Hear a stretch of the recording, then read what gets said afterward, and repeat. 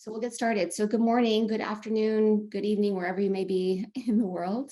My name is Laura Pamatian, for those of you who don't know me. I have 20 years in real estate and development. I'm the founder of Height Zero, and we assist with new projects for owners of real estate to implement AI and blockchain into their projects. I'm going to be your host for the next 2.5 hours or so, and I am honored to moderate this expert panel on real estate tokenization and data. So in the order of appearance, and just a little bit about what each of the participants and panelists will be speaking on, we have Klaus Scanning, the CEO of DigiShares. He will provide a status update on the industry. Mark Denker, CEO of realestate.exchange, and he will speak on the impact of real estate data on tokenization. We also have Sam Grossman, Managing Director of Real Estate at Invenium. He'll speak to the importance of better data for better decisions. And Joel Lin, contributor to Citadel, they'll speak on creating transparency and efficiency in the market. Maurice Crespi, partner at Schindler's. They'll speak to the legal and regulatory framework for real estate tokenization and data management. And then finally, Aaron Kesser, Pivotal Agency, CEO and Director. He'll speak on the real estate tokenization and data at Pivotal. When we are all finished with the presentations, we'll have a fireside chat. So if you could add any questions that you may have along the way in the Q&A, I will facilitate the fireside chat when we get to that point. And I will turn it over to Klaus to get us started.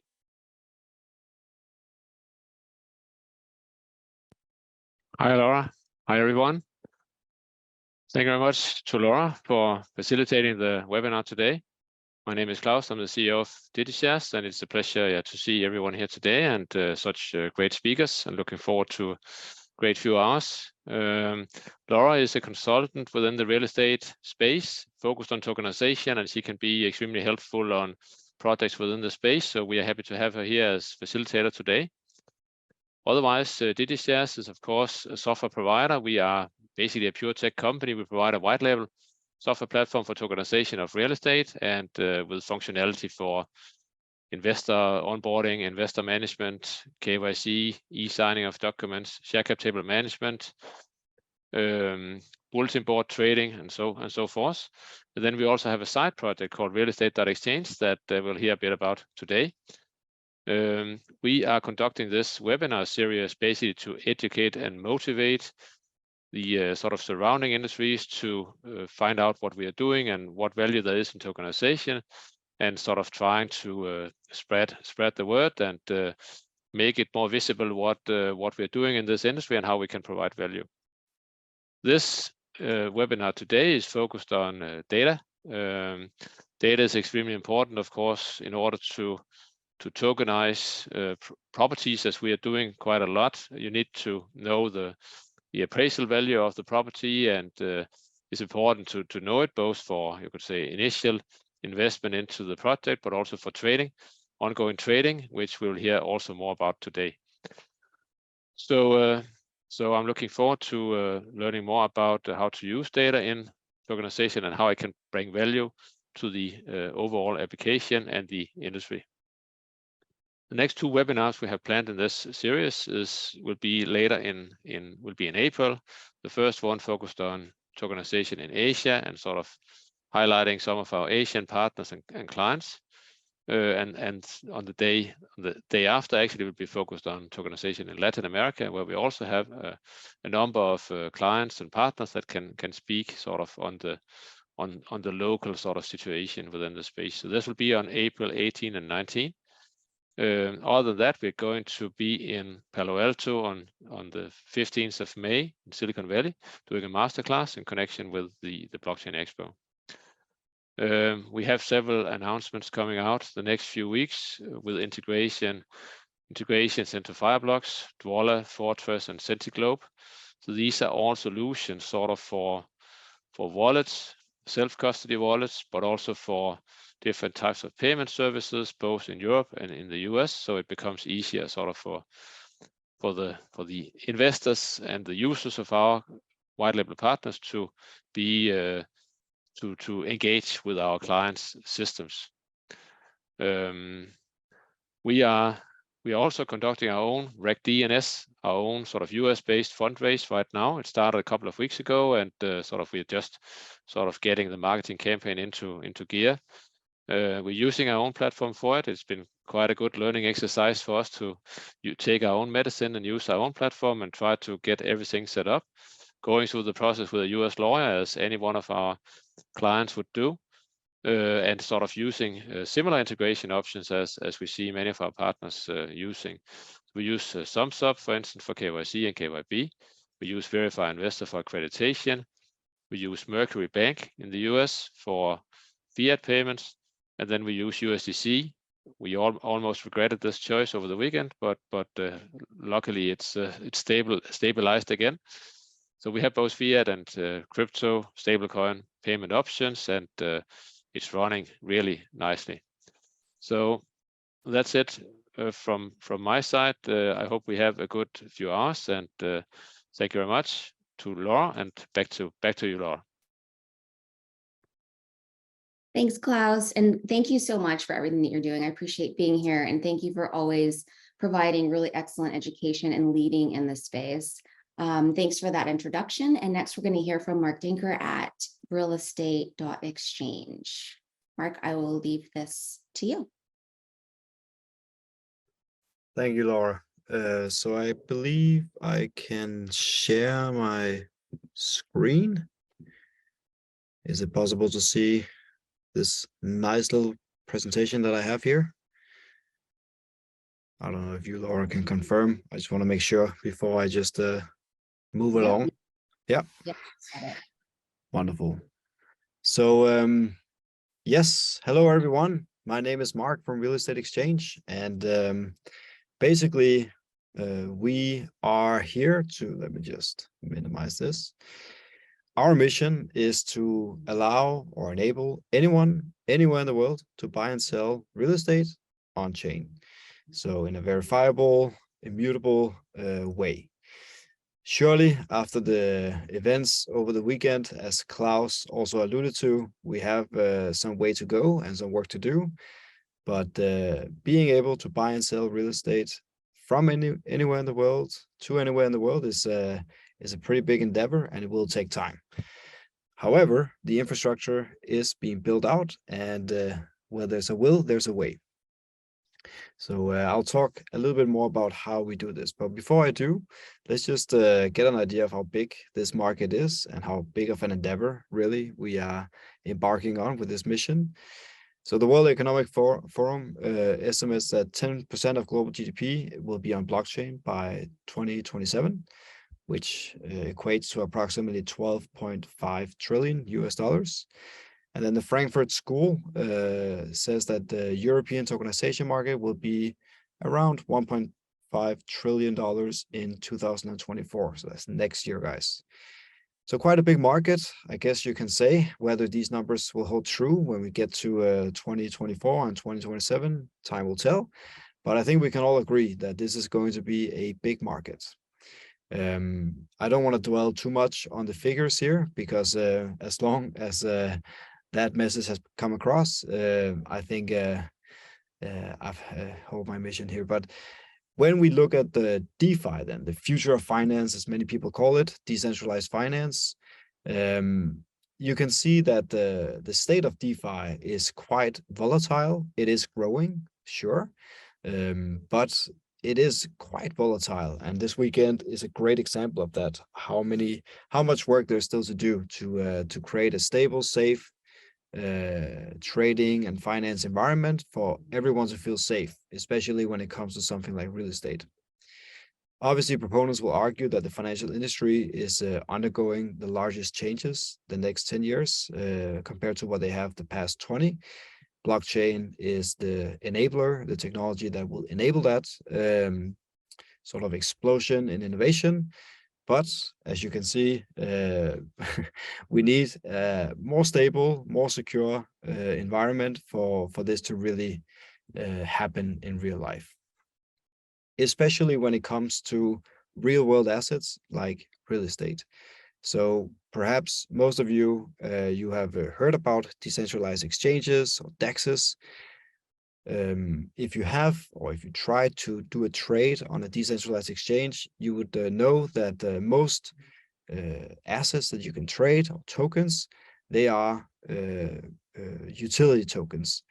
It could be Ethereum, all these governance tokens that are meant basically to vote on a certain protocol. It's very far away from real world assets or anything that resembles real estate on chain. This is what we're here to change. Others have tried. It is not an easy problem to solve. This is the example that I'm trying to give here in the picture here in the slide, where you can see I'm attempting to do a simple trade, converting $100 worth of value to a particular property in Florida. And you can see that the price impact for doing just that small trade, relatively small trade, when you think of it in real estate terms, I'm moving the price more than 70%. So clearly there's some way to go. This works in theory, but in practice it's not really usable, especially for real estate, which is typically larger transactions. So something needs to happen. And this is where we are proposing a solution. So real estate exchange, we are currently in beta. There's 3 problems that we're solving. One is the issuance part, where real estate developers, for example, can safely issue security tokens. So we issue security tokens because really what you're buying into when you're trading real estate with realestate.exchange is you're buying into a company, security, that owns real estate. So that company, of course, can own one property or multiple properties. It depends on the security, just like when you are investing in any other equity. But the issuance part is something where we obviously tap into all the knowledge and hard work that DigiShares have been doing for many years now, specializing in the tokenization and issuance of these security tokens. So we get a head start, you can say, being sort of a sister company to DigiShares. The next big issue, as I also showed you in the previous slide, is around liquidity. If you don't have a liquid market, you're going to move the price tremendously doing just small trades like $1,000, as I showed in my previous slide. So creating liquidity is typically something that gets built over time. It's not something like a quick fix. You have to create trust and trustworthiness over a sustained period of time. And with that, typically liquidity follows when you are an exchange. And then finally, as I would like to call the Holy Grail, there is collateralization. For those of you who have tried DeFi and different dApps on blockchain, you would know that you could, for example, deposit Ethereum and then take out a loan in stablecoins on something like Aave or other money markets on chain. This, if you ask me, is the Holy Grail to real estate on chain. If you can buy real estate on chain and then deposit those tokens into a money market and then take out a loan, that would be really a fantastic innovation that we would have brought to market, getting there. You can't get collateralization though without a liquid market. So that's also why I sort these 3 key challenges in this order. You need to be able to issue tokens in a safe, compliant way. Then you need a liquid market. And once you have those, you can start building all kinds of markets like a money market where you can take out a loan using real estate tokens as collateral. So that's the key challenges that we're trying to solve to make this happen. We are in beta, as I talked about earlier. We have basically 2 different solutions that we're working towards. One is an order book style DEX exchange, where you can see buy and sell orders of a particular token.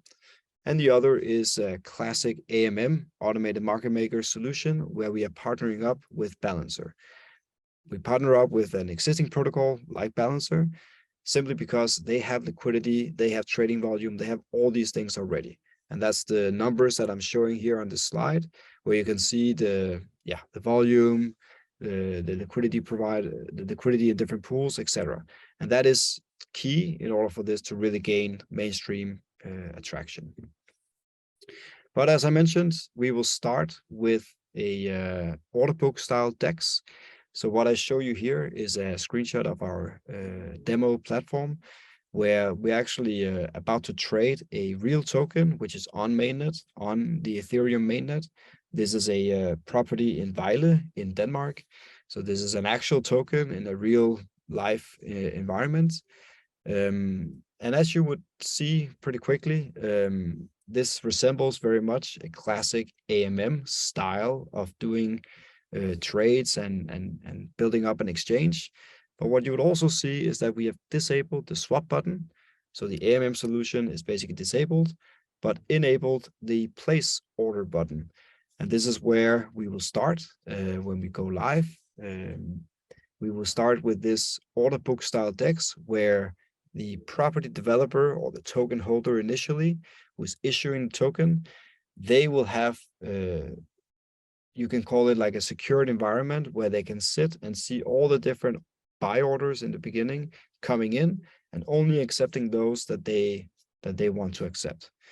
Once an order is accepted, both by buyer and seller, basically what happens is that we will take out the for example, USDC, if that's what the buyer is using as payment, take that out from the wallet, take out the real estate tokens from the seller's wallet, hold that in a smart contract, and then only distributing those tokens once both sides have accepted.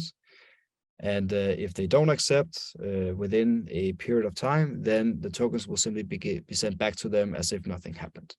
So this is a safe environment that people can easily manage, both buyers and sellers.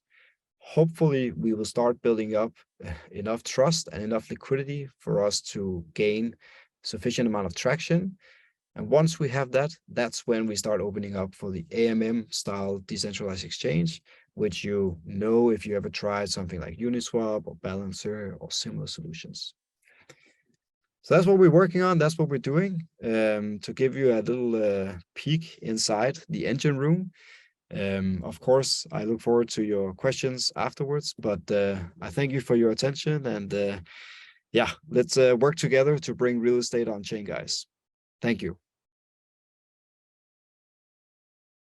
Mark, thank you so much. That is really insightful. I appreciate you speaking to that. There are a couple questions, and we have maybe another minute or two. Can we maybe answer those questions real quick? Sure. Okay, perfect. So for US investors, how does the tax reporting work? Is there a K-1 tax document for ownership?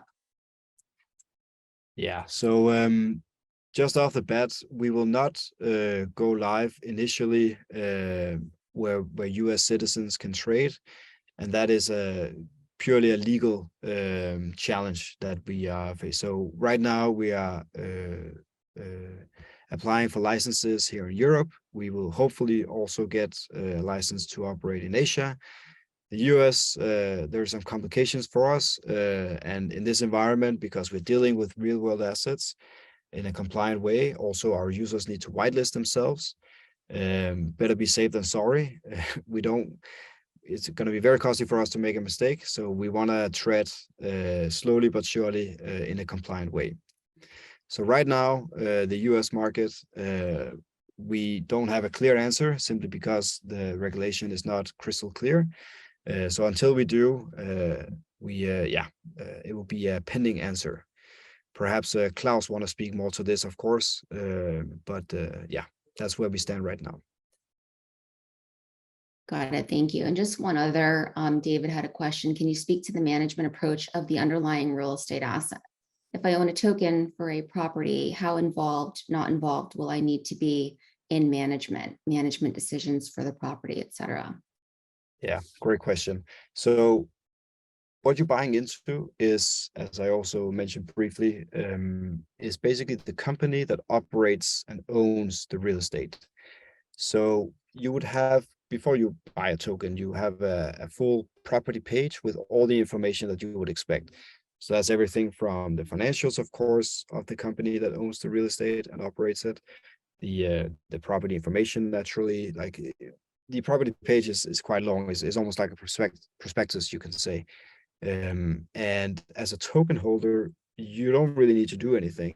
That's the first properties that we intend to list, at least, where you don't, it's passive. You own the security token and you don't have to do anything, just like if you hold any other share in a company. Now, of course, we could see real estate companies listing with us on our exchange, where they expect or hope buyers of the token to be more involved. It could also be when you buy the token, there's certain utilities to it, like our discount, for example, what we've discussed with some of our potential clients, property developers, like discounts. If you use the property, it could be a vineyard in South Africa, for example, where you get a discount if you go down there and take a tour. So there's all these different utilities that we can build in, which is also pretty cool with the tokenization. In the beginning, we want to keep it simple. We got enough challenges to crack here in the beginning, but once we've gone through those, getting the basics right, then we start opening up all kinds of utilities and cool stuff that you can do with the token to get more hands-on. Awesome. Thank you so much. And there's a couple other questions that we'll get to at the end at the Fireside chat. So if you could join us at the end, I'll make sure that we get to those. Really quick note, if you are going to add a question to the Q&A, if you have a specific question for a speaker, if you could mention them in the question, and then that way at the end, I'll make sure that we can address them. So moving on, again, thank you, Mark. Sam Grossman is our next speaker. He's the Managing Director of Real Estate at Invenium. I will leave the floor to you. Thank you, Laura. Thank you, Klaus, for having us. I don't really like to use presentations, but since everyone's using them, I might as well pop one up on the screen. As she mentioned, I am the Managing Director of Real Estate Solutions at Invenium. Invenium's a data operating system that we kind of see ourselves as the pipes. If I could just start this slideshow, that would be helpful. Otherwise, here we go. And there we are. Okay. So we are an operating system. We really see this whole entire ecosystem kind of end to end as really beginning and ending with the data. And our operating system we see as really the pipes to the entire ecosystem. So for example, with an asset, you start with the source documentation of that asset. We link to some sort of a cloud bucket. And when we link, we extract, we verify and credential that data using our extraction tools. Basically, as you can see on this slide here, it's asset documents from data from multiple sources. Again, we link to it. We don't actually take the data onto our platform. We say that we credential and anchor being to the blockchain at its place of rest. That's sort of the first tool. So we take all of the data, we extract it, we anchor it to the blockchain and credential it. Second, then we push it out to a valuation provider, a third-party valuation provider. We could say that, first it's verifying the data, real-time data. Better data creates better value. That value, we extract the data and we push it into an Argus model, basically so that it's a pre-filled Argus model, so that when the valuation agent goes in to value the actual asset, most of their time is spent on actually valuing the asset versus collecting the data. So I like to call it Invenium it. We say better data. What's better data? It's trusted, on demand, owner controlled, permission access, meaning once we anchor it to the blockchain, once we credential it, the owner of the data, we say we're like Facebook in one way and one way only, and that is that the owner themselves is managing their own profile. So it's connected data through parties through this decentralized immutable process. And we take that data and we make it actionable high functioning, interoperable. So what does that mean? It means that it basically creates, through linking and through our tool, a table of contents that you can click with one click to see what you want, when you want, how you want it. We feel that this process, having data is great, having real-time data is even better, but having data that you can actually use and in making decisions or running your business with one click versus the manual entering into Excel spreadsheets, downloading and uploading numerous PDFs. We like to say we just deliver that one usable package that you can just click to and from through whatever you need, versus sifting through numerous PDFs, 20 to 30 tab Excel spreadsheets. And I know we all, have run our businesses and our waterfalls and our financials through Excel at one point. I mean, QuickBooks still uses Excel as a backbone. So through this process, you create the value, you have the better data, the better value, and then it allows you to make better decisions. Those decisions, can be that you tokenize the asset or that you don't tokenize the asset. Obviously, tokenization provides liquidity to a somewhat illiquid asset. Real estate as a whole serves as a huge percentage of the world's economy. Having said that, it's one of the most inefficient marketplaces and industries that there are. Those two things usually don't go together. So at Invenium, we feel that we take that friction, those pain points, or that lag time out of the process.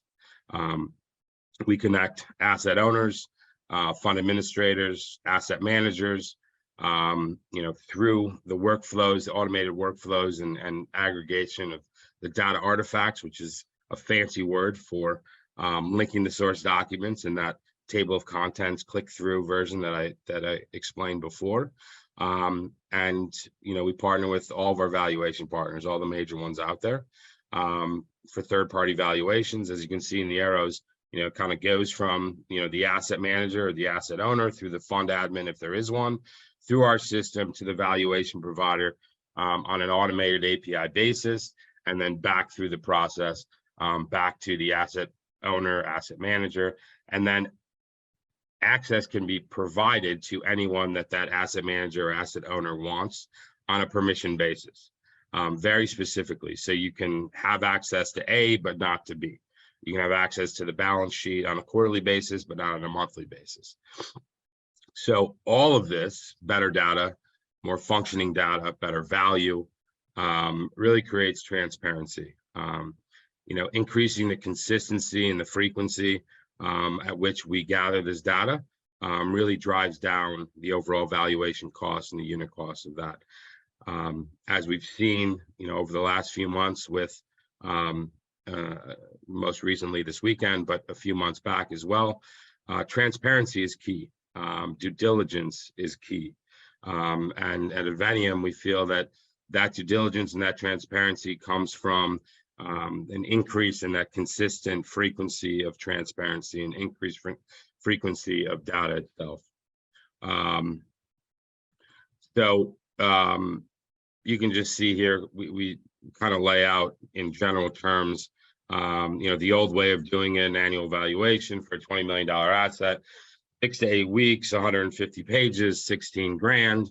With Invenium, we provide that quarterly and or monthly, and we see that through the efficiencies that we create in pushing that data either through APIs or AI technology, that the economics are just pretty clear in that just with this one example,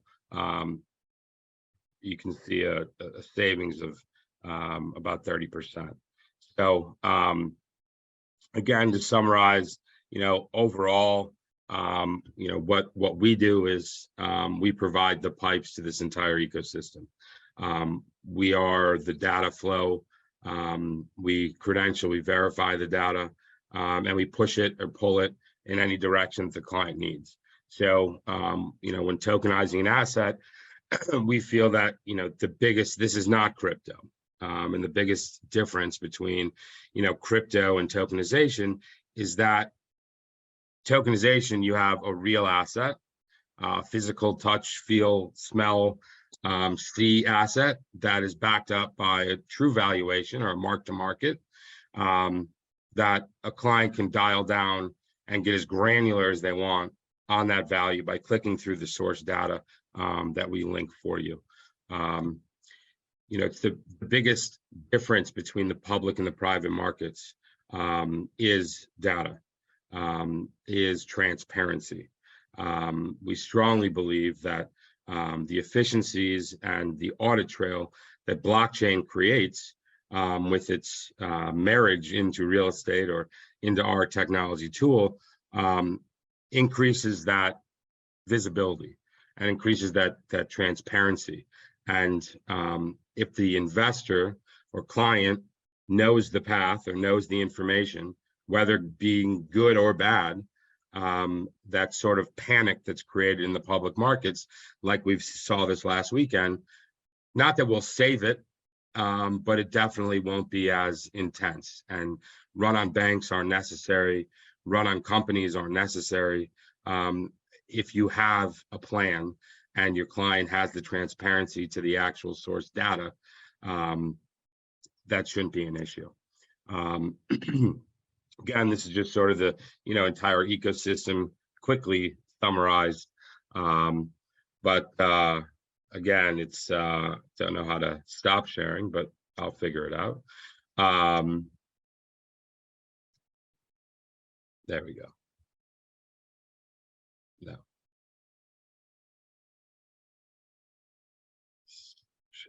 There we go. All right. So in total, we are just an operating system. We pipe into all the other ecosystem partners that are on this call. Better data creates better value, allows you to make better decisions. At the end of the day, that's really all this ecosystem needs. Tokenization, it's imperative to have the due diligence and the source documentation available for that investor to make that decision. And again, it creates liquidity optionality. It's not guaranteed liquidity, just like it's not forcing any investor to sell a token once a issuance has been done. But that optionality for an LP investor or even a GP investor or a debt structure to not have that 5 to 10 year required hold period before you have a liquidity event really provides what we see as a premium to the marketplace and a great solution in efficiency in a very inefficient marketplace. Back to you, Laura. Thanks, Sam. So I just have to say, I really love what Invenium is doing. And even like you said, with or without tokenization, what they are doing is really just cutting edge and providing a lot of infrastructure to move the industry forward. So thank you for what you're doing. I think even with, especially in tokenization, with transparency, what is my, the value of my token today? Like, I can't wait a year if I want the option of liquidity. So being able to access that kind of information is critical. So really important what you guys are doing. Thank you. There are a couple of questions. We have a few minutes, so maybe we can answer a couple of these questions. I know, Sam, that you guys work with a lot of the major players in the space. Kaho had a question about what kind of data JLL would need. Like what kind of data would they need? JLL is one of our partners. So as far as the information they need, it's really like any other appraisal process, but just better because it's real time. So any document that has anything to do with an underlying asset, whether it's a rent roll, trailing 12 income statement, financials, balance sheet, leases, operating agreements, the more information, the better, really, because it just allows us to paint the best picture possible. Valuation is a snapshot in time of data. I mean, it's really what it is. It's taking market data and aggregating it with an asset level data and merging those together and coming up with a conclusion. So the more data that you have, the better the conclusion, or more thorough the conclusion can be. Awesome, thank you. And just one last question before we move on. Baud Al-Saadi asked, do you provide this service to properties in the US only or globally?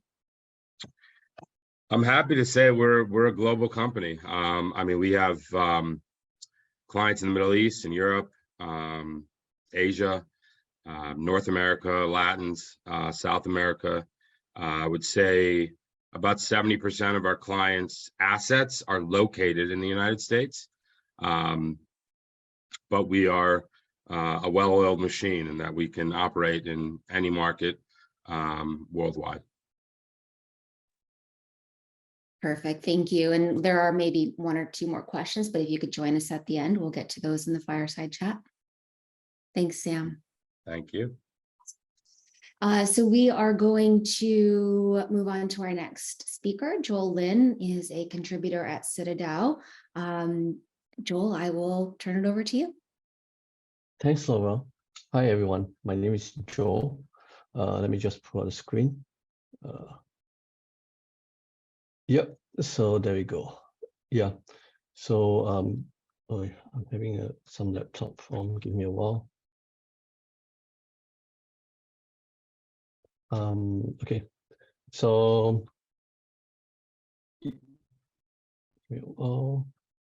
yeah, good morning, everyone. So my name is Joe, and I'm a contributor at Citadel. So Citadel, we are a DeFi real estate listing platform that allows landlords to introduce real estate on chain. So we believe that real estate globally is undervalued. In fact, real estate today is very capital inefficient. It lacks accessibility, liquidity, and composability. So the latest attempts to actually improve real estate capital efficiency by improving accessibility and liquidity have led to the creation of real estate investment trusts known as REITs. REITs are basically portfolio of properties listed on the stock market that trade like a stock and provide investors with accessibility and liquidity.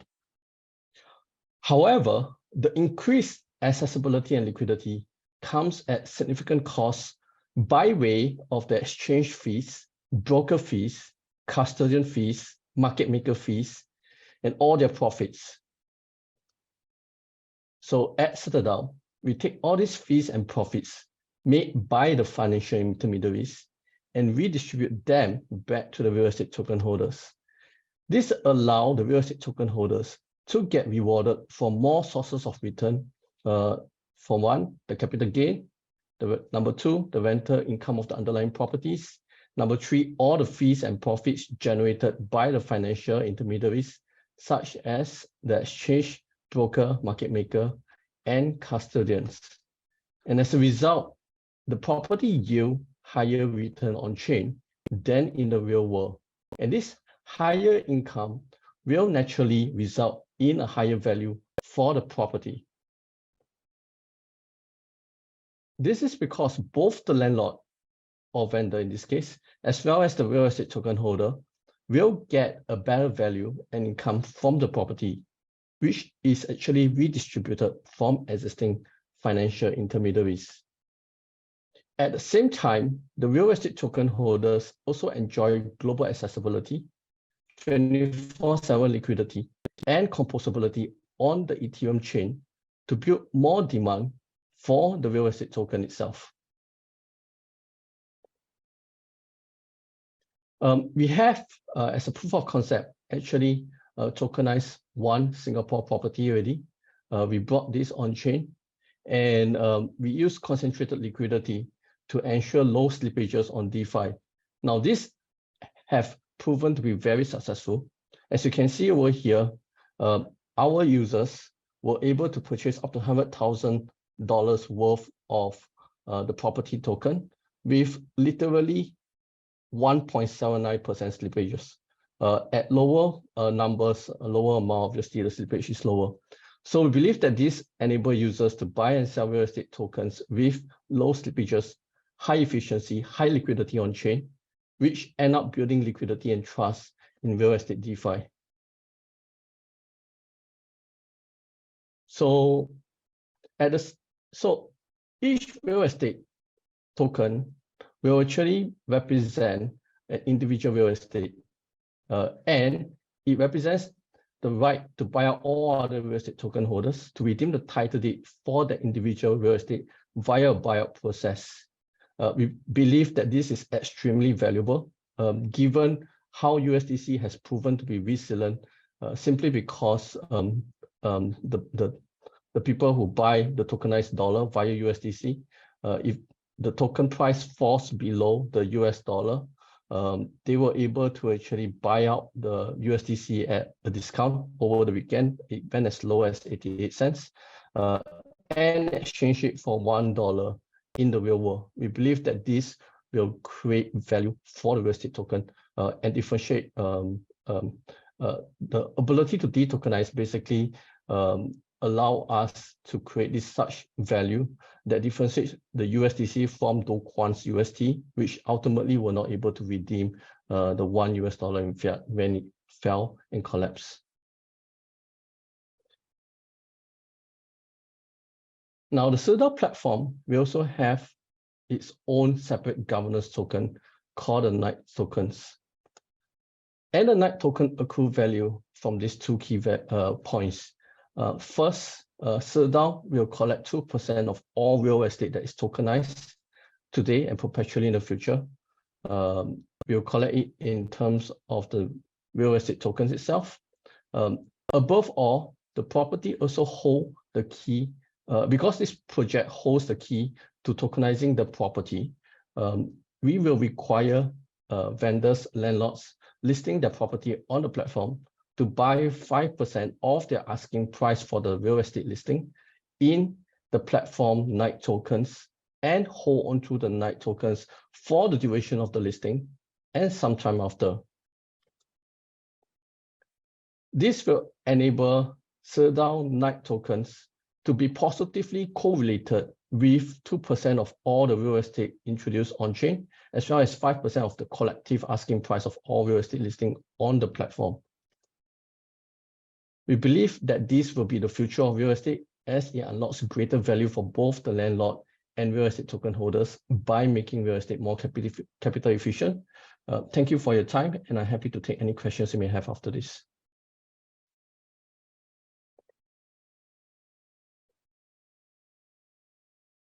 Well, thank you. Gosh, it's so fascinating what you're doing. And I suspect that it's, you know, with the differences of what's happening here in the US with regulation, et cetera, you're focused, the properties are in Singapore, you said? Is that the location? So our project is designed with a legal infrastructure that allow properties in Commonwealth countries to be tokenized. So, for example, we can't apply this legal framework in the US because that legal path is just not available. So far, we are focusing on 4 key gateway cities in the Commonwealth countries, mainly the United Kingdom, Singapore, Australia, and Canada. It's fascinating. Well, I will certainly have some more questions for you at the end. So if you'll join us for the fireside chat, that would be great. I would appreciate it. And thank you so much. Happy to do so. Fascinating. So our next speaker is Maurice Crespi. He's a partner at Schindler's. Is Maurice here? Let's see.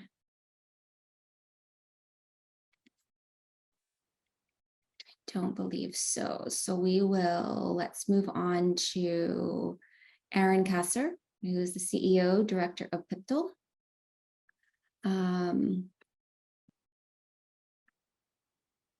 And I will turn that over to Aaron to speak on real estate tokenization and data at Citadel.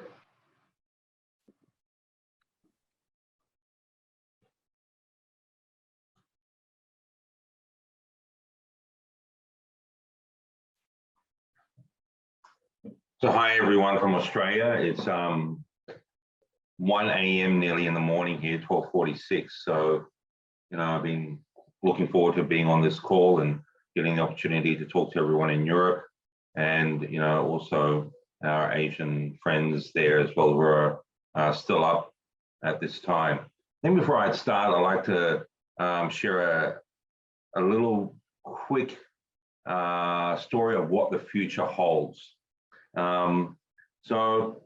I've been involved in cryptocurrency and blockchain now for the last 4 to 5 years. In fact, I've made a living out of being involved in crypto and, being able to fund a number of businesses I've been involved from making some smart decisions early on.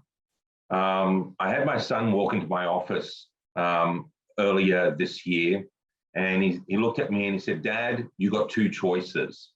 I said, "Yes, Zachary, what are my 2 choices?" Now, he's 16 years of age. He goes, "Dad, you either help me become a crypto millionaire or I'll become a criminal."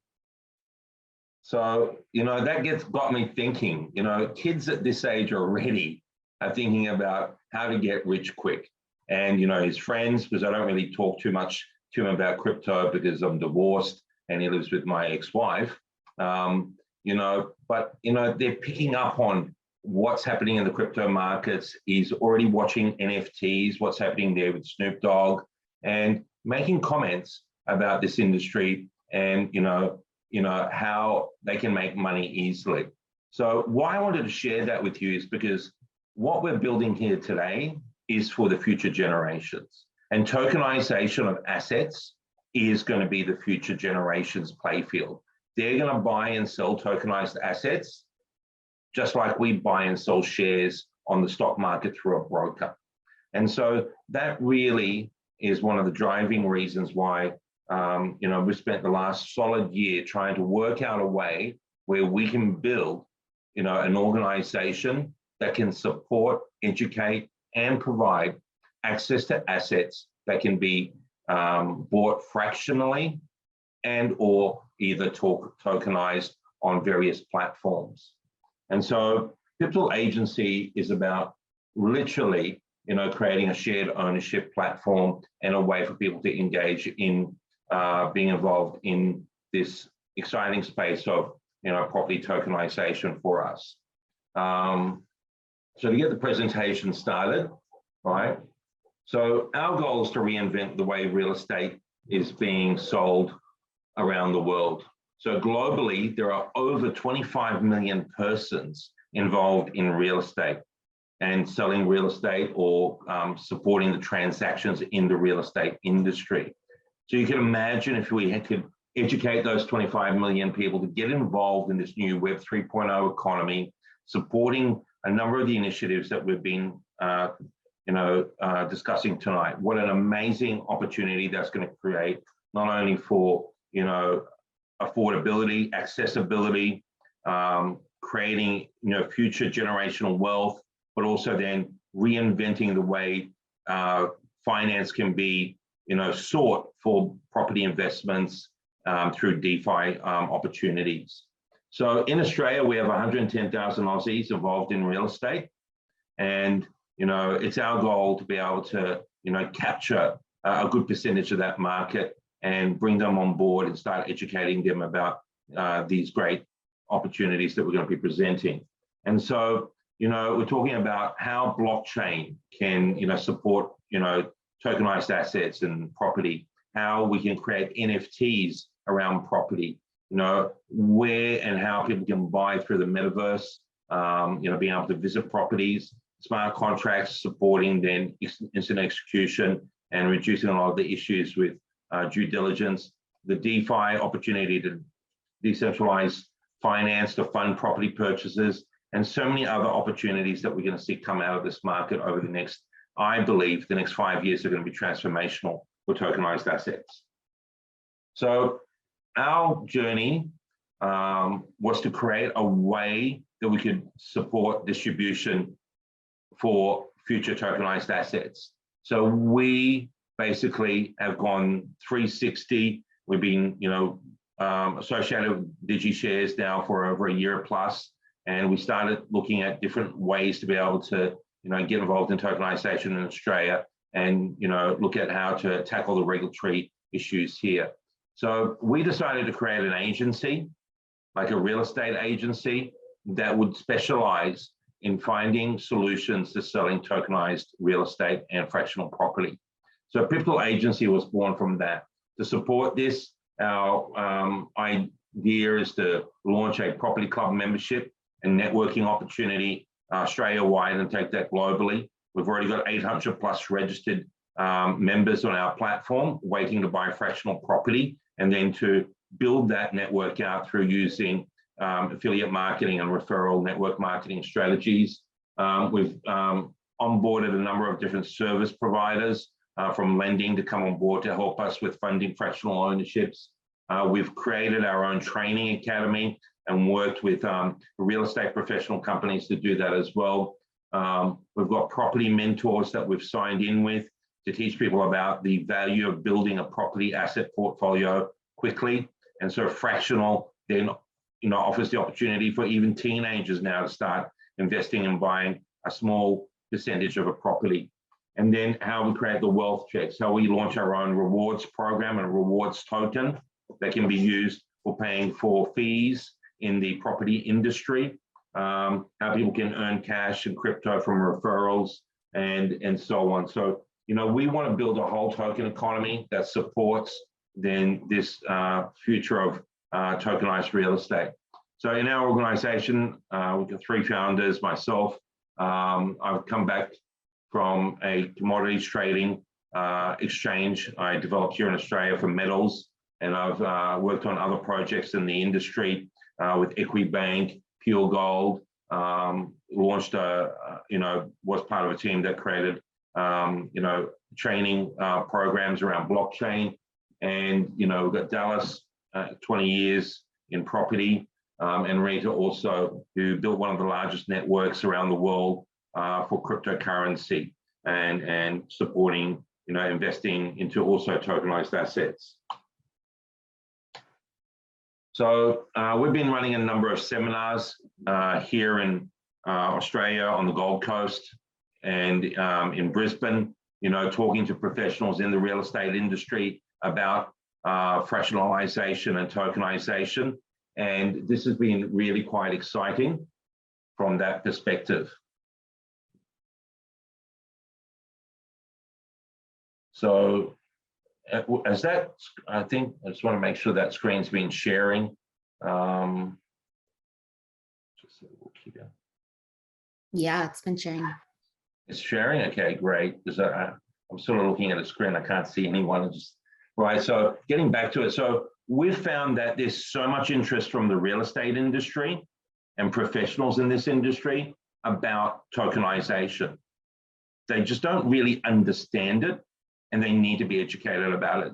So to make tokenization successful, there has to be an education program that supports, the industry. What's awesome about what's happening in Australia, in Western Australia, the Real Estate Institute there is now teaching tokenization as a course for real estate agents. And we're going to see that probably spread across the whole of Australia through the Real Estate Institute, which pretty much offers an association membership to every real estate professional. So we've been running these seminars here in Australia. We're now starting to roll these out throughout Australia. I mean, in Queensland, we're now going to be doing them in Sydney and other states to start bringing on board professionals who want to start positioning themselves today for the next future of what's going to come down this path. Because if they don't, they're going to be out of work, right? Or they're not going to be able to get the sales, because younger people are going to be able to lock in these sales for tokenization. So let's just okay, so Australia, in a way like the US, is very regulated. So in Australia, we've been spending a fair bit of time and resources and money trying to get through the whole compliance process. We have full-time compliance officers in our business, 2 of them, who've been working through so many different areas, and we've got a legal team that's checking different things in the Property Act here in Australia to make sure that what we can do legally. So first of all, we discovered we need a corporate property license. So to get a corporate property license in Australia, it's not that easy. You have to have every director qualified as a real estate professional. And so all the directors have had to spend quite a bit of time to get their real estate qualifications to be able to run a real estate business here. And we also have to be what we call RG 146 accredited, which is accredited in managed investments and being able to give advice around managed investments. And this is then the process that we're going to be pushing down to our franchisees as we grow the business. We also had to obtain a digital currency exchange license to be able to accept payment in Australia in fiat currency that could be then swapped out for a digital asset token. We needed an Australian franchise to be set up and certified so that we can then onboard franchisees within a business that could, exercise, strong control measures to ensure that the marketing and the advice and whatever activities they were involved in was done to a specific training requirement that was, imparted to them. Then we needed an Australian financial services license, depending on the type of asset class we want to trade in or offer. So if we're tokenizing assets, then we need to have an AFSL to be able to allow people to buy those assets as a managed investment. And if we're not doing it through that way and doing it through shared ownership, then we can do it through our corporate property license. So our goal is to then support the real estate opportunities that we're going to be offering through, having a DigiShares customized platform where people can come through. They'll be able to look at our properties just like a normal real estate agency would. And when they come to our website, they'll be able to search. They'll be able to see a property for sale, and then they'll be able to see if that property is also available for them to buy shares in or a percentage of. And those shares will be represented then on the DigiShares platform as a token. Now, in Australia, there's different ways we can do this. We can have up to 100 shareholders in one property, and we can do that as tenants in common, not requiring an AFSL license, as long as we manage the offer correctly and not make it to the public, but make it to a closed community or a membership group. So also then we can look at creating sub-funds. These sub-funds then can have assets that are pooled, and those assets then can allow people to buy fractionally into those using a AFSL, Australian Financial Services license, to sell to them, either be it through a wholesale fund where we can sell to sophisticated investors and overseas investors, or a real retail financial services license where we can sell to anyone in Australia. So our goal is to then develop a residential fund, a long-term leasehold fund like for childcare centres, medical centres, aged care centres, commercial buildings, to have a fund for commercial buildings, new projects, farming, and business and franchises, all supported by contracts on the blockchain. So with updating and working on the DigiShares platform, we've been going through now to structure several, the fund structure, how we're going to be looking at doing that. So when people come into our DigiShares white label, they'll be able to see and pick from active offerings across the different funds or the different asset classes we offer. Now, this is important because then they can view the properties for each of those asset classes. Each of the different asset classes needs to have its own disclosure statement and its own target market determination.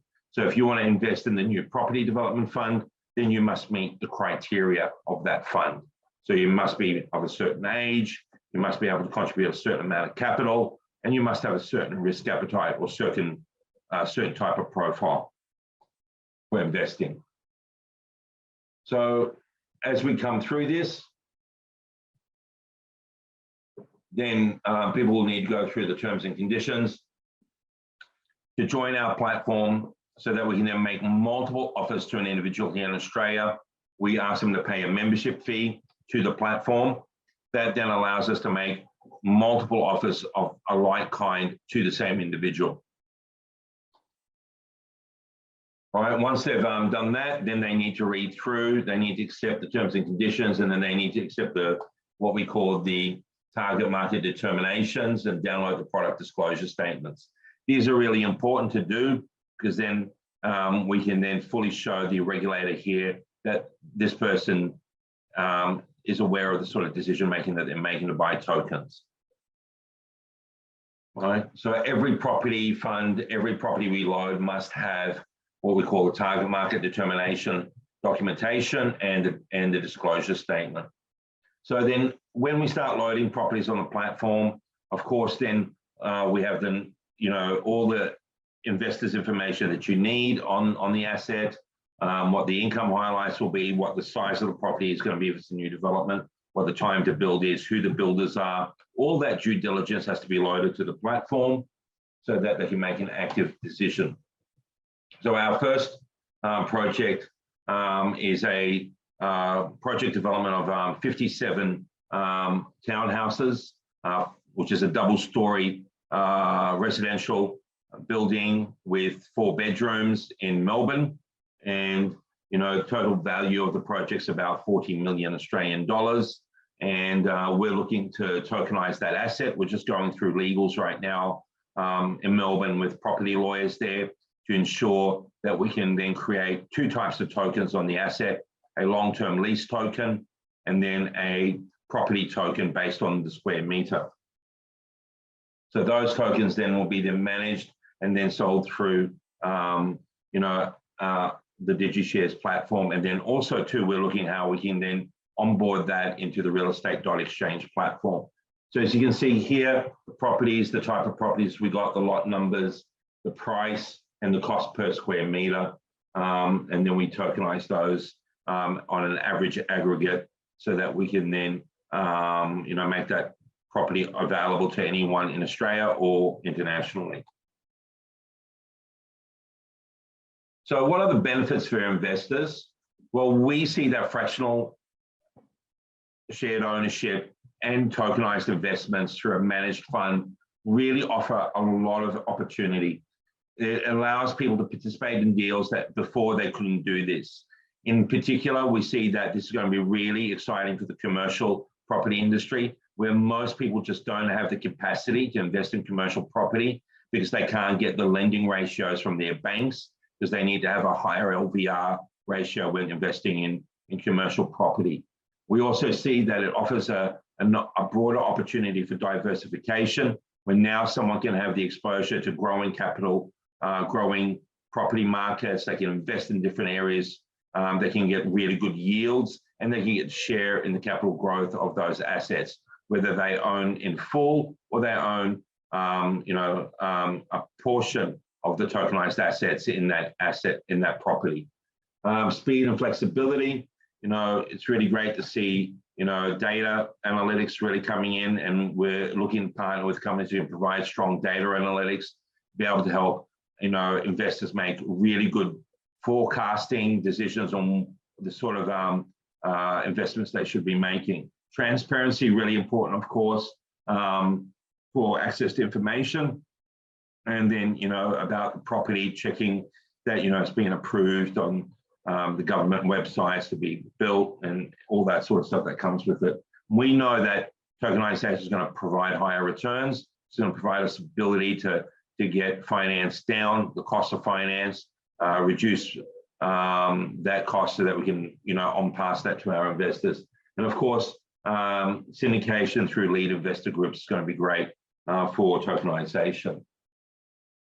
So, as we see there, our goal is to build the distribution network of tomorrow to support some of these amazing projects we see that are coming out to do fractional property, and to create 152 franchise owners in Australia who will be qualified to train their teams to be able to onboard properties to be tokenized, sold fractionally, whether it's through a managed investment scheme or through the Tenants in Common program, which allows real estate agents to do here in Australia, but they just have never been educated on how to do that.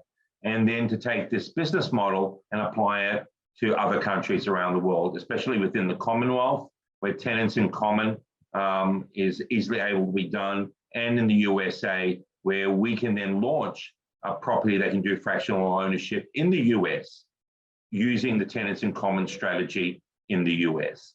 And that's what we're looking forward to being able to do over the next few years.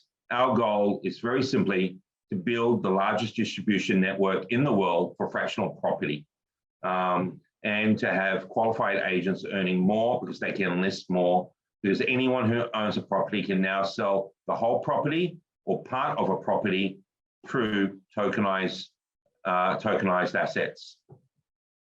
And that's it. Wow, Aaron, that's amazing. Thank you.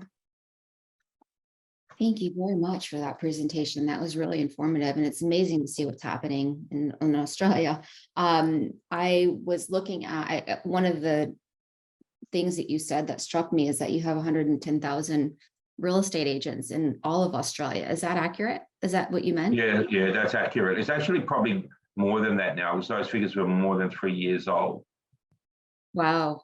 I mean, we have over 3 million here in the United States. I think because our barrier of entry is so low, it's very easy to get a real estate license. Everyone kind of does it. So it's really, I'd be really interested to see how that is going to potentially emerge or shift into, selling fractionalized real estate, and with the tenants in common structure, if it's not a security, is what you're saying, right? It's not, it would not be a security. No, in Australia, it's not seen as a security if you're selling under the tenants in common structure. So our goal is to be able to sell and teach real estate agents first and foremost to sell under the tenants in common structure, and then to get them RG 146 qualified under financial securities to be able to sell tokenized assets under a managed investment scheme, managed and operated through our platform. And then so that we can then select also then other partners where they can onboard projects with us, and that then we can have a regulated network that can sell under the right conditions. Wow, that's really, our step 2. Yeah.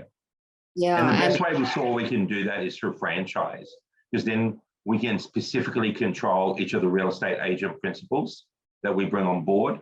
So because we don't want to end up in legal battles with the regulator here if one of our licensees or franchisees does the wrong thing.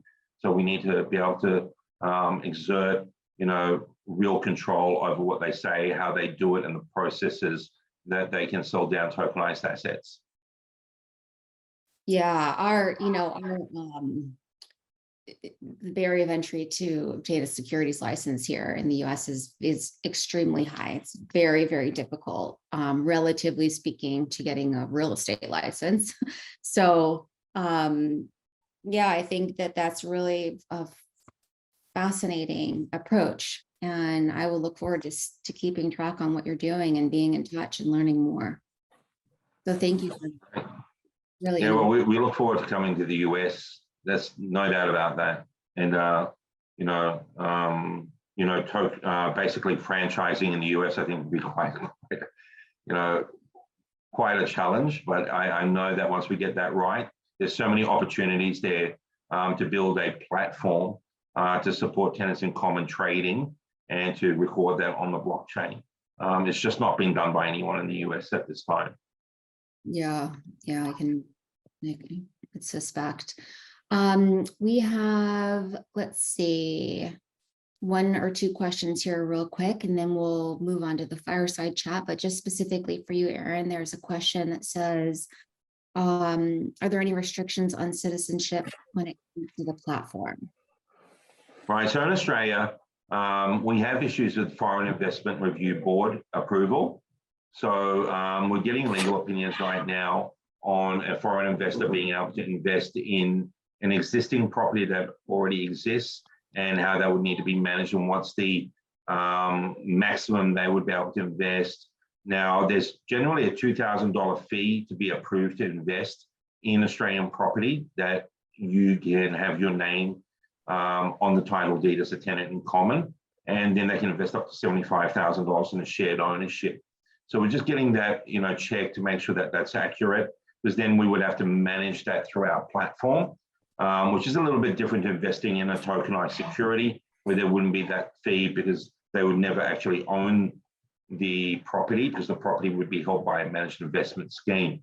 So that's one thing that we're definitely looking at. Now, when it comes to new investment properties or land banking, we don't have the same restrictions. Overseas investors can invest more freely into new developments.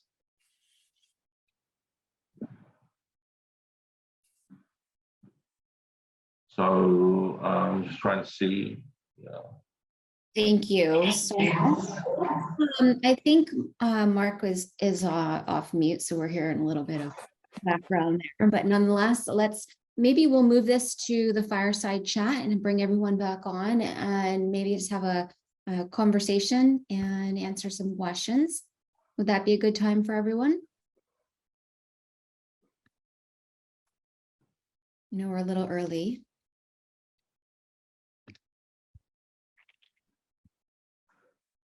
Ashley? So let's, I have you, Sam, on online here, and there was a couple of other follow-up questions. So let's start with you, and we'll get to some of the others. Amir asked, you can definitely see the value of aggregation and simplification to expedite the Argus process. Is the play in using Web3 to utilize smart contracts to automate data aggregation? Just wanted to get more clarity on the Web3 value props being prioritized here. I would imagine there is a pretty sizable upfront cost to survey, accumulate the data, and verify upfront. So it's kind of a loaded question. I will try to answer it to the best of my abilities. We're not mass aggregate. We're not collecting a mass amount of information. So we're not an Oracle, right? We're not trying to replace the co-stars of the world, although we'd love to. But there's other groups that are doing a better job. When you say aggregate, it assumes compilation and actually taking the data. So we don't do that. What we do is we extract. It's a very important difference. So we go in through our patented technology into that shared cloud bucket. We link to it. We extract out the data that we need. So, for example, we can go through 115-page retail lease and pull out all of the pertinent information and push that into a data artifact that then goes directly into Argus. So, talking about mass aggregation, we're not doing that. There are a lot of experts out there. Cushman, JLL have all launched new, internal data aggregation platforms that they're using, really just scraping public and securitized data, whether that be debt or transfer of property, or acquisition, sale, whatever the case may be. But for us, it's really just about the data, and it's about extracting the data we need and putting it into a structured form. So one of the biggest, you talk about upfront costs. If we were to try to massively aggregate all the data out there, yes, that probably would be a massive cost. But to us, and to the client or the owner, for us to use our tool from an efficiency standpoint, to just take a bunch of unstructured documents and data from different portals, different tools, different management softwares, and put it into one structured format so that every output or every export that you're reading is standardized. That's one of the most, valuable things, at least, to me as a real estate developer and one of the first clients of Invenium. That's what I was looking for. I was looking for a tool or technology that could take that administrative task so that, the financials looked like I wanted the financials to look, and the reporting looked like I wanted the reporting to look, and it all looked the same from asset to asset, regardless of the property management software or accounting software I was using. That's great. I hope that answers your question out there. I know that we have we had one of our speakers that couldn't make it today, so we have a little extra time. I'm going to encourage any other questions into the Q&A, but we do have some really interesting questions. Joel, are you there? Are you ready for a question right now? Yes, Okay. I am. Great to see you again. Okay, so thanks for Good to see coming, you too. and joining us at the Fireside Chat. There was a question: is the property in Singapore bought via an SVP? And how can a token holder be ensured the ownership of the SVP, and who guarantees it? Okay, now that's 3 questions in all. All are good questions. I'll start off with the first one. Is the property in Singapore bought via a special purpose vehicle, SPV? The answer to that is a straight yes. The second question: how can a token holder be ensured the ownership of the SPV / the property? Now, I would like to clarify at this point that the real estate token holders are not owners of the SPV nor the property. They are not fractional owners. The real estate token holders in our case have the right to buy out other real estate token holders to redeem title deed. That's the way to be ensured the ownership of the property. The reason we structure it this way is so that we could receive the legal opinion that our real estate tokens are not security tokens and do not fall under typical security licensing regime, which give us more flexibility in terms of integrating with the wider DeFi ecosystem. For example, being able to leverage the Uniswap AMM liquidity pools instead of having to build that ourselves, and obviously being able to attract the liquidity that is deep inside the DeFi ecosystem. Now, the third question: who can guarantee? The courts of the country where the property is will guarantee on top of the legal opinion, because ultimately when you detokenize the property and you redeem the title deed, at that point in time, if you find unenforceable, the courts and the law firm that issue a legal opinion will support and ensure that you get back the property. We believe that this is a very important step towards tokenization, detokenization. Thank you, Joel. Thank you for answering that. It looks like we have one other question for Sam. It says,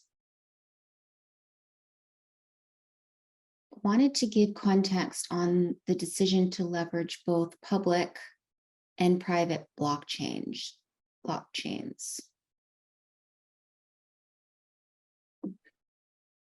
And so we can use any blockchain. That's one of the advantages. We really, the choice of which blockchain to use, public versus private, is up to the client themselves. Not really looking to get into a debate on the advantages of public versus private or vice versa. We're blockchain agnostic for a reason.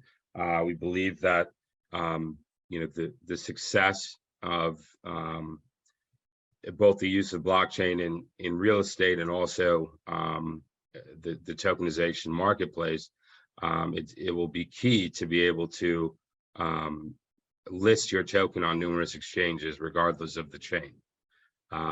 So I don't know if that is the answer you're looking for, but Thank that's you. what I got. Thank you for answering that. There is another question here about depreciation with tokens. If someone would like to take a stab at this, I'm not sure if Klaus or Mark are back on the call yet, but is it possible to incorporate depreciation with these tokens so investors can take advantage of typical benefits of investing in real estate? Anyone like to take a stab at that one? We will have Klaus come back on and answer, or Joel. I could take a step on this. I mean, I'm trained in finance, so have some background in terms of this. My answer to this is it really depends on what the tokens represent. Does it represent equity to the underlying real estate? Does it represent the debt of the underlying real estate? Does it represent the equity of the SPV? Does it represent the debt, right? And accordingly, if you could associate it to the respective capital stack, you can then determine whether you could apply the concept of depreciation on this token for your tax benefits. Now, I would, however, have to caution that depreciation in most cases actually take place at the SPV level. I'm not sure if that depreciation actually flows down to the token holder level, if you're equity holder or debt holder. On the surface, it doesn't appear to be the case. Unlike if, let's say, you hold a property in real life, but I stand to be corrected by the panel this year who might have a different opinion.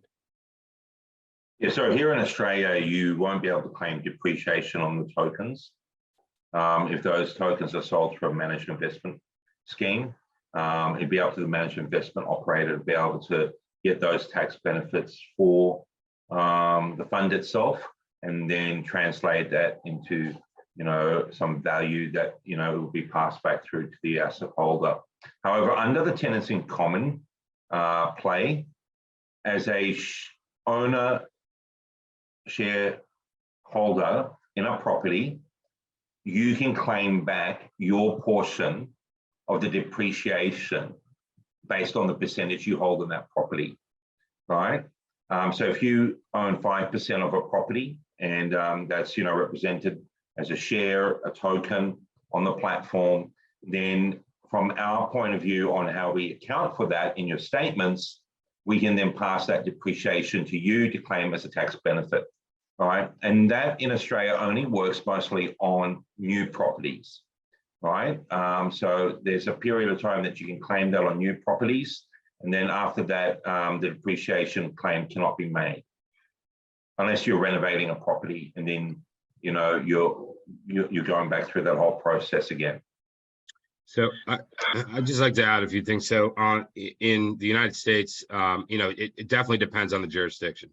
But in the United States, the tokenizing the asset does not change the cap stack on the equity side. So the way that depreciation works in an LPGP structure is that the depreciation goes to the asset or the LLC that owns the asset, and then it's Schedule C. So what's left over from that is what goes into the capital accounts, which creates the K1s for the investors. So that doesn't change. If anything, it provides an opportunity for a much easier process of cost segregation, which allows you to take all of the depreciation up front. But again, it depends on the jurisdiction. You definitely want to, you know, consult your accountant on it. I am in no way an accountant or a financial advisor. I have tokenized an asset, so I do know how it works in my case. But again, it depends on the PPM, it depends on the offering, it depends on a lot of things. But at the end of the day, no LP investor gets depreciation directly. it all has to flow through the asset in the United States. Yeah, I would agree with that, right? It's jurisdictionally different wherever you are, and you definitely want to consult your tax advisor, etc. There's a couple of really interesting questions here that maybe we can also answer. There's one that says, could your system be used for movable assets like a tiny home or fractional ownership? Anyone? Whose system? I think it could be, I mean, probably anyone's system, really, any of your system. I'd love to know what a movable home is, but are we talking about a mobile home? It looks like maybe like a tiny home that you could set up. You know, they have those, those, I don't know if they're modular or, but you can move them from site to site, set up a home in a day. Yeah, those are cool. I kind of want to buy one myself. So if the person asking the question, if you're selling them, please reach out to me. I'd love to talk to you about that. But as far as our system goes, it doesn't matter what the asset is, as long as it has underlying documentation. So when you're talking about a real asset, if you're talking about private, public, REIT, if you're talking about widgets, if you're talking about import, export, as long as it has source documentation that can lead to a value, you can use our system for it. Yeah, Sam needs one of those tiny homes in his backyard, so he's got his weekly getaway. I need one of those too. Aaron, do you want to reply as well? Yeah, so one of our shareholders actually is one of the biggest producers of mobile homes in Australia. And so we've been looking at the tokenization opportunity for mobile homes. And the thing with the tokenization of a mobile home is it has to be managed in a way where if we're giving specific returns, then it becomes a managed investment.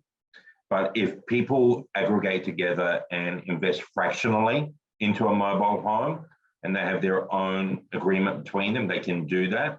And then that home can be leased out, and then you can get a return through a property manager, right? So that's one of the key reasons why we're setting up a real estate business, is then as a real estate business, we can deal in anything that's property and also a property that can be movable, right? So we can then, offer that opportunity. We can also be a business broker. So if you look at a mobile home as a business, right, you can have, you can have 10 owners owning that mobile home, and they're in the business of leasing that mobile home out to other people to use it for accommodation, emergency accommodation, or other types of use. But there has to be a lease attached to it, and a company is prepared to leasing it. Got it. How about this question? Are you foreseeing much opportunity for investor visas, EB5, for example, to be disrupted using fractional investments? Any insight? I know that we're working on a couple of projects right now in the Caribbean that have resident citizen benefits that we're tokenizing as well, but anything here in the US that you guys might have some insight on for EB5? I know it's very niche, and I'm not sure if Klaus is on the call quite yet to maybe answer that as well. So in Australia, I don't really see that being something that would be easily accepted for a Visa 501 for fractional investment right now, or for tokenized investments, purely because the government can't get their head around it, would be the main thing right now. So it would need to be put through, the migration agents and the lawyers to be able to present a case as to why that fractional investment was important to the overall project. Then there could be an opportunity for that. So, you know, if it was an aggregated project, which was worth $40 million potentially, and they came in and bought a portion of that tokenized asset, then they may be able to potentially apply here. But it has to be tested, from what I know from the lawyers we've talked to, because one of our key markets here in Australia is to see how we can sell tokenized investments or fractional ownerships via tenants in common to overseas investors. And, you know, it's something that we're definitely going to be working towards getting more clarity on as we roll out projects on how we can, you know, support more sophisticated investors wanting to come into Australia with what we call the Visa 501 requirements, where they have to invest a minimum of up to $2 million. And I think there's a category for $5 million in business or property here in Australia. Interesting. Yeah, we're working through a couple, I mean, not necessarily on the visa aspect, but with opportunity zones and how there's a, you know, 10-year timeline for tax benefits, et cetera, but working through tokenization with that, we have a couple of projects that we're looking at as well. We've done some research, and I think it's going to be a big deal in that industry as well. Klaus, any insight on EB5 before we move on? Not much. We have a few clients that are looking into sort of I would say encouraging investment into the properties to get a visa, not only in the US but also in a few other countries. But nothing is launched yet, so it's too early to say anything really. Yeah, we have some of that in the Caribbean, like I said before. So I guess I mean, we still have some more time. Should we continue with some questions, or let's see. I think there's a couple of, Sam, there's a question for you on there. Do you see that? We're building manufactured homes, the construction. Yeah.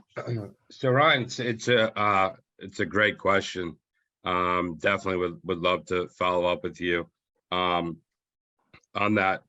You know, Airbnb, short-term rentals, build, you know, BTR, you know, this is all, it's probably one of the hottest, you know, core markets that, core parts of the real estate industry that there are right now. I know a lot of people that are planning on doing this, you know, in many different facets. You know, the short answer is yes, you can tokenize it. The long answer is it depends, ... Meaning, you know, at its surface, you know, you can tokenize any real estate that is owned. Again, the long answer is it depends on the ownership structure, on, you know, the type of offering. Laura is is an expert in this field. So as far as how to do it, I would encourage you to reach out to her. But us at Invenium would be happy to talk to you about handling the data management side of the transaction. Yeah, thanks, Sam. And yeah, Ryan, I would say just what Sam said, right? But yes, in terms of these operating as short-term rentals, it's an ideal product. We are seeing that type of modular construction in a lot of projects now, and it's making the build more efficient, et cetera. But to your point, they end up on a permanent foundation, they're being rented out, there is an owner, there are potential investors, et cetera. So that's a product that we certainly could tokenize, and is really ideal. So yeah, I would love to talk to you about that. So I will, Klaus, should we continue? I know that we've wrapped up a little bit early here, but there are a few more questions. Let's take the last couple of questions and then just round it up. Okay. So it says, can DigiShares tokenize condominium property development in the UK? Yes, we can. The short Yes. answer, right? We have, I think, 7 or 8 clients in the UK. We're quite familiar with the legal framework. We have good legal partners as well, so it's definitely doable. The UK is a little bit trickier when it comes to tokenizing shares directly. You have to go about it in a roundabout way, but it can be done. It's definitely doable. The Yeah. UK is probably our second biggest market after the US. Yeah, and there's a couple other quick questions. Are there risks with tokenization? And what are the risks of tokenization? Klaus, would you like to answer that one?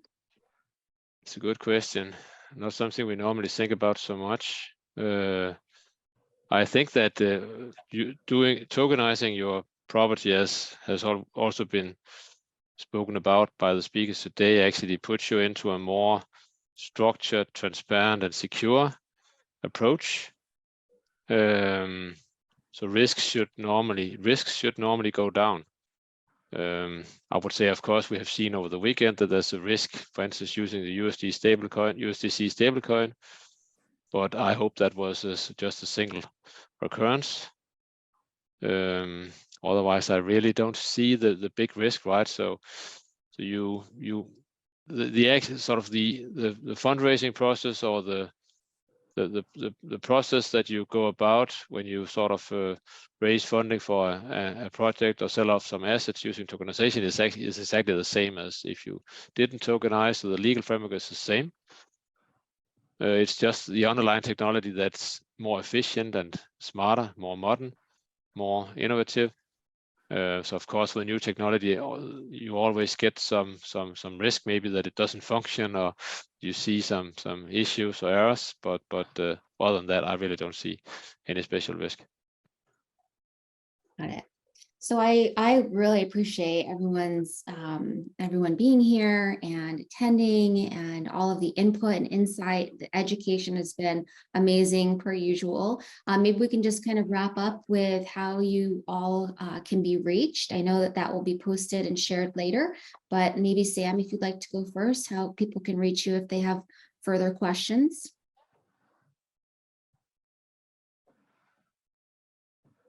Sure. Invenium.io or Samuel Grossman on LinkedIn.